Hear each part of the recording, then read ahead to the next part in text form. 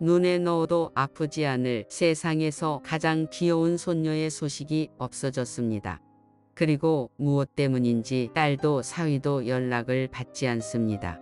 평소에 연락도 자주 하고 부침성이 있는 나의 딸에게 무슨 일이 생긴 건 아닐까 많은 걱정을 하였지만 무소식이 희소식일 거라고 믿고 있었습니다. 시간이 흘러 2달 후 너무 오랜 시간 연락이 되지 않아 찾아간 딸의 집에서 나는 다리에 힘이 풀렸습니다.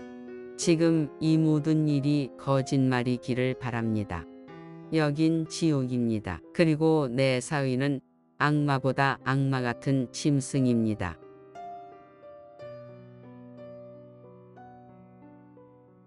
생후 20개월 여아를 끔찍하게 학대하고 성폭행하여 살해한 혐의로 구속 기소된 양모 씨를 향해 손녀를 잃은 외할머니 A씨가 울분을 토해내고 있습니다. 외할머니 A씨에 의하면 딸 정모 씨와 양모 씨는 2019년에 만나서 연애를 하다가 아이가 생겼다고 합니다. A씨의 딸 정 씨는 지적장애를 가지고 있는데 남들과는 다르게 조금은 특별한 정 씨와 함께 사는 양 씨를 A씨는 친아들처럼 정말 아꼈다고 합니다. 하지만 양 씨는 남들과 조금 달랐습니다. 쉽게 흥분하고 성격이 포악하며 감정 조절이 잘 되지 않았습니다. 양 씨의 그런 다혈질적 성격 때문인지 항상 그의 곁에는 사건 사고가 끊이지 않았고 결국 양 씨는 정 씨의 계좌를 이용한 중고거래 사기 행각 때문에 약 1년 반 동안의 형으로 감옥을 가게 됩니다.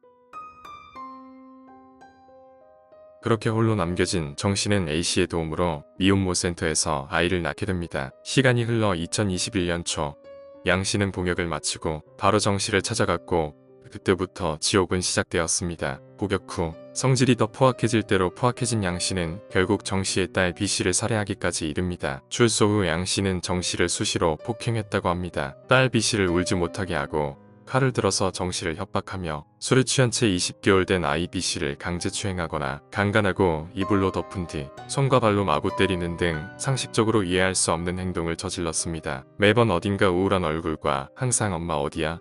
몇 시에 와요? 라고 되묻는 딸의 모습에 이상함을 감지한 A씨는 한 번은 말을 안 하고 집으로 방문했다고 합니다. 그리고 A씨가 방문을 열고 목격한 광경은 믿기 힘든 광경이었습니다. 딸 정씨와 양씨 그리고 생후 20개월의 아이가 한 침대에서 홀딱 벗고 있었던 것입니다. 이상한 느낌을 받은 A씨는 대낮에 뭐하는 거냐 물어봤지만 양씨는 잘 알지도 못하면서 말 함부로 짓거리지 말라라며 A씨에게 소리를 지르고 부인했다고 합니다. 분명 이상한 느낌을 받은 A씨는 경찰에 신고하려고 했지만 정확한 정황을 목격하지 못하였기 때문에 그냥 넘어갈 수밖에 없었고 그렇게 몇 달이 지나 결국 A씨의 신고로 손녀딸 B씨는 차가운 아이스박스 안에 시신으로 발견되게 됩니다. 조사 결과 지난 6월 15일 새벽 양 씨는 술에 취한 채 평소처럼 생후 20개월 여아를 이불로 덮은 뒤 마구 때려 숨지게 한 것으로 밝혀졌습니다. 딸 정 씨가 말하기를 더 무서운 일이 있었다면서 딸과 아기에게 번갈아가며 유사 성행위를 시켰다고 합니다.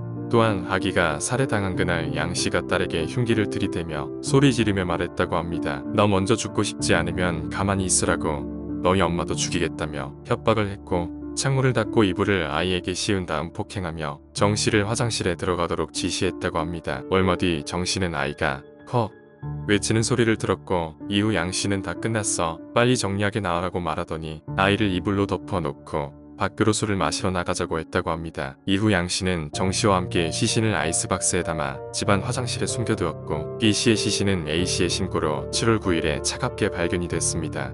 이후 조사 과정에서 밝혀진 충격적인 사실로는 몇 주간 연락이 되지 않는 딸과 손녀의 근황이 궁금해서 양 씨에게 전화로 물어본 A 씨에게 양 씨는 어머님과 한번 하고 싶다.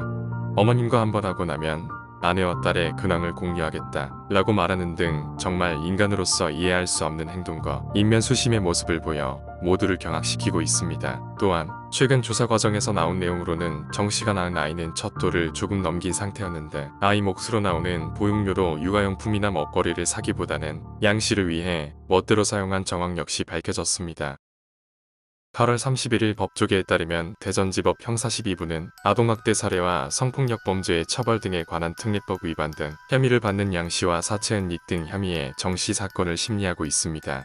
피해 아동은 정 씨의 친딸입니다. 개인적으로는 사형 또는 물리적 거세가 필요하다고 생각하지만 대한민국의 법상 물리적 거세는 불가능하다고 합니다. 그래서 일각에서는 양 씨에게 남성의 성충동 약물치료 가능성이 제기되고 있는데 성충동 약물치료는 약물 투여와 심리치료를 병행해 성기능을 일정 기간 누그러뜨리는 조치라고 합니다. 검사가 청구하면 정신과 전문의 진단과 감정을 거쳐 법원에서 치료 명령을 하는데, 성폭력 범죄자의 성충동 약물 치료에 관한 법률에 따라 성폭력 범죄자 중 재범 위험성이 있는 19세 이상의 성도척증 환자가 치료 대상이라고 합니다. 법조계 관계자는 성충동 약물 치료 명령은 2015년 헌법재판소 합헌 결정으로 법적 문제는 없으나 매우 엄격하게 판단하는 추세라며, 이 사건의 경우 피고인 성충동 정도에 대한 조사 이후 검찰에서 적극적으로 청구를 요청할 수 있어 보인다고 말했습니다.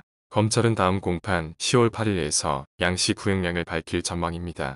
그의 처벌에 대한민국 국민 모두가 관심을 기울이고 있습니다.